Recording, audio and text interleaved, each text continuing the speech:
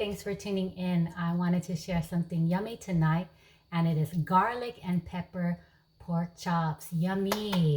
You don't want to miss out on this one. This one is really, really delicious. So get your pen and paper ready, and let's get to the recipe. So it is 2 tablespoons of garlic salt. So this is what I have in stock. Garlic salt. Not garlic powder, because sometimes they get confused. But this replaces the salt, so it's just garlic salt. 1 tablespoon of pepper. So this is my pepper grinder. So 1 tablespoon of this. 1 1/3 cup of flour. This is my stock of house flour. Gold Medal is the brand I always use. 2/3 cup cornstarch. So this is what makes the pork chops kind of crispy, and this is the only brand I use. And then 4 to 6 pork chops. So I love bone-in pork chops, so I just had some today. Actually went to the market and it was on sale, so I was able to get a bunch of these for the family. And we don't eat pork chops all the time, but when we do, this is the way I like to cook it. Canola oil, of course, just right here for frying, and canola oil spray. So I'll show you why I asked you to have canola oil spray. You'll be surprised. Okay, so I'm going to go ahead and turn on the fire just to kind of get it heated up a little bit. I'm just going to turn it on low. And when you do put in the oil in the pan, you kind of want the pan to be not, too high in the oil, but not too low. So I would say maybe for this pan, maybe this is a 14-inch, maybe 12-inch diameter, maybe about 1/2 inch in height. Because yes, it's a fried pork chop, but it's not a deep fried pork chop. Okay, so all those ingredients I quoted, I went ahead and mixed it, and the powdery substance that it looks. So I went ahead and mixed it in, and I went ahead and put the pork chops in. And so what you have to do, which is a special trick about this that powdery substance, when you mix it together, it's really, really powdery, is you almost have to beat the powder into the pork chop. So let me go ahead and show you how you push it in on that side. And then that's the side that I pushed it in. And then I'm going to re-push it. So both sides are covered well. No shaking off. And you're just going to end up shaking everything off because the cornstarch is really, really powdery. All right. So this part looks good right here. So I am going to go ahead and just go ahead and put it in.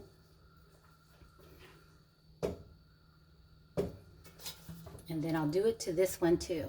So it starts out somewhat powdery, but I'm gonna kind of push it in there, and then it's pretty powdery. Then push the other side, and I'm satisfied with this. Okay, so I'm gonna put that in. Okay, and then I'm gonna have one more, and I'm gonna push it in. Same. Okay, so that's one side really powdery,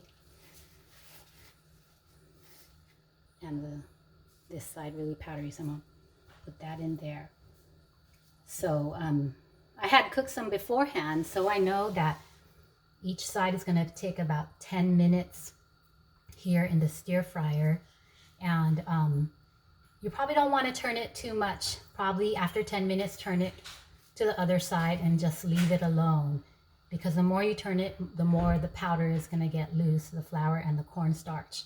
Okay, so I'm going to do the last one, but we are going to do something with this that's special.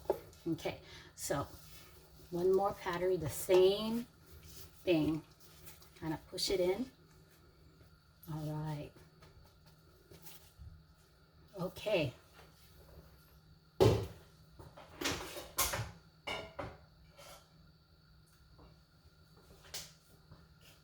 All right, so the nice thing about cooking is that you can experiment. So previously, I've had an air fryer for about 2 years. Previously, I had cooked this in an air fryer. So that's a surprise I have for you, that this can also be done in the air fryer for some calorie saving, maybe some health consciousness, because it's not deep fried or halfway deep fried. So what I'm going to do is, let me see where I can kind of show you where I can set up the air fryer.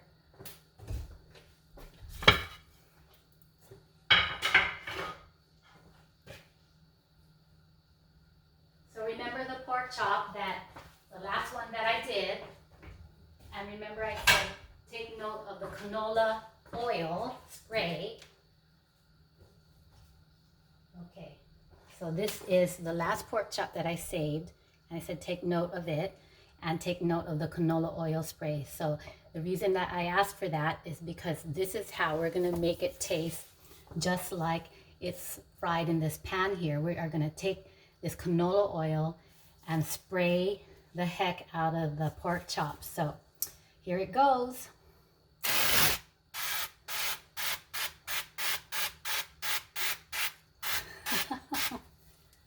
Okay, and I'm going to turn it on the other side. And this is a trick. One of the moms had asked me, how do you get the pork chop not to dry out? And I said, this is the trick, because I already tested and tried this, and I had to learn the hard way, because when I tried to do the pork chop like this without any oil glaze, it did not turn out right. So that is the trick. I revealed my secret. Okay, so, and here is my air fryer pan. So what I'm going to do is I'm going to spray the pan a little bit too, just a little bit. And I'm going to go ahead and put the pork chop into the pan. This is a tiny pan. This is all I could get hold of for right now. But when I get a bigger pan, I think this is a 2.5 quart. I think I want to get a 7 quart so I can just cook all the meals. But this is the tiny pan. So there you go. There's the pork chop. So I'll just kind of bring the pork chop, the air fryer to you. So everybody got an air fryer. So, but I'll just show you how this one works. So there it is. Put it in. And let me see if I can turn on the air fryer here. Just as a demonstration, but I'll probably take it away. It's too close to the fire. So what I noticed about the air fryer, the pork chops in the air fryer, they did take longer to cook. So they took about 15 minutes on each side, and I turned it in between. So 15 minutes on one side, and then I turned it off in 15 minutes on the other side. So turn it on, 350 at 15 minutes, and press start. Isn't that wonderful? So you get to just walk away from that. Like I said, this is a smaller one. That's all I could get hold of since my other one broke that I overused. And I'm planning to get a bigger one that will probably could hold 4 pork chops. All right. So that's the display right there. That's what happens. So I'm just going to go ahead and turn it off. And unplug it and cook it over here to the side.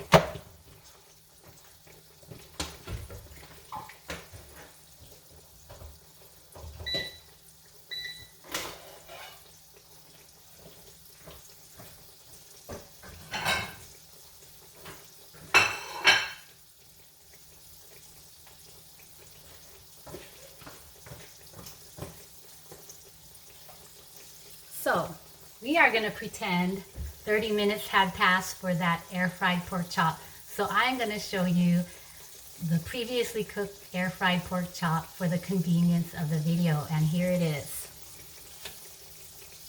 Doesn't that look crunchy and crispy? So let me get some handles here.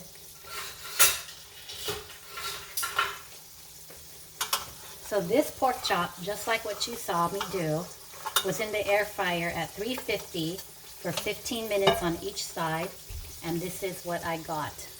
All right, so a little bit of the starch came off, the cornstarch, but this is the other side, and it looks so delicious, so crispy. So we are gonna compare that. It tastes the same actually, but we're gonna compare it in appearance to the fried pork chop that you showed you earlier.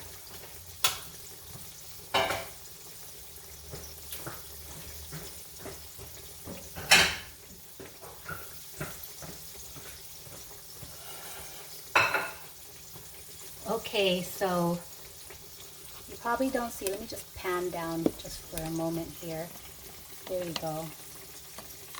So you kind of see how the pork chop is kind of, I wouldn't say completely underneath the oil, but a little bit of the surface is still peeking out, and that's okay. Okay, so it's coming along well. Unfortunately, it takes about maybe 10 to 12 minutes each side to get super crisp. But fortunately, I have a sample of already pre-cooked pork chop. So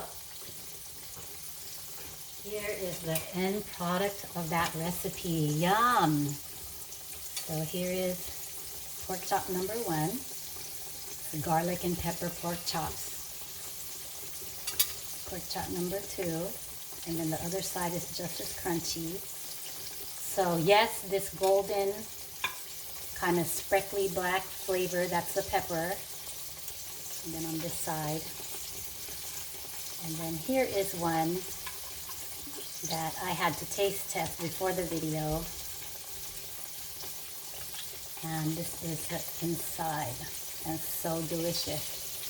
So it's cooked through and through with that amount of time, 10 to maybe 12 minutes, maybe even up to 15, depending on the scale of the fire. And then on this side, you can see it's also very delicious looking. But I'm going to save that for later. That's Mom's piecemeal after everybody eats. Isn't it always like that? So, this is what we're going to do. We're going to compare the air fried pork chop with the deep fried pork chop. So, do you see a difference? So, this is the, I can't even tell. So this is the deep fried pork chop in oil. Okay, and this is the air fried pork chop. They have very similar appearance and they taste the same. So that was a surprise that I had for the viewers, that either way you're gonna get your garlic and pepper pork chops with the same recipe. Yay! All right. So I am just gonna check on this really quick. And then I'll let you go. Okay, so as I mentioned earlier, these are best left to turn only once, and each side is 10 plus minutes. So I'm just gonna pan down on what it's looking like. Maybe this is like 7 minutes into frying. Okay, so they're starting to crisp. I just don't want to turn it around right now, because then it will kind of won't give that like breaded coated thing that I'm trying to achieve, because then it kind of shakes off in the oil. So, all right.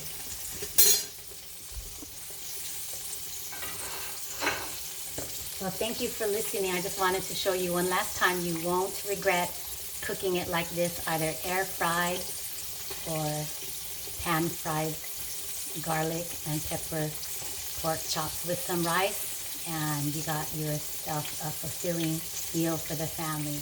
All right, take care.